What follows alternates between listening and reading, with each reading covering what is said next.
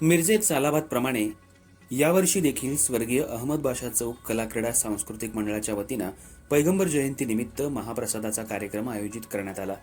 यावेळी पोलीस उपविभागीय अधिकारी प्रणिल गिल्डा, काँग्रेसच्या नेत्या श्रीमती जयश्री मदन पाटील, माजी आमदार राजीव आवळे, महावितरणचे अभियंता रामेश्वर कसबे, भीम आर्मी रक्षक दलाचे अध्यक्ष जयलाब शेख, दर्गा खादिम जमातचे असगर शरीक मसलत, मयूर निकम शेठजी, रिक्षा स्टॉपचे अध्यक्ष इरफान मुल्ला, आरपीआय अशोक कांबळे गटाचे पदाधिकारी प्रभाकर नाईक, नितेश कांबळे या मान्यवरांच्या उपस्थितांना महाप्रसादाचं वाटप करण्यात आलं।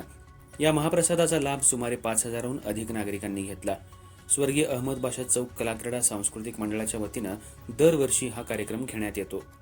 या कार्यक्रमाचं आयोजन मंडळाचे अध्यक्ष शकील शेख, उपाध्यक्ष गुलाम रसूल शेख, महबूब शेख, तौफिक शरीक मसलत, मोहम्मद शेख, शमशुद्दीन शेख, फिरोज शेख, नदीम, त्याचबरोबर अल्ताफ सय्यद, कैफ शरीक मसलत, जुनेद शेख, अहमद शेख, नईम शेख, अल्ताफ मकानदार, फैयाज डांगे, बद्रू डांगे, लक्ष्मण पाटील, नबीसाब हिप्परगी, शाहरुख शेख, सद्दाम शेख, विजय मद्रासी, नासिर शेख यांनी केलं।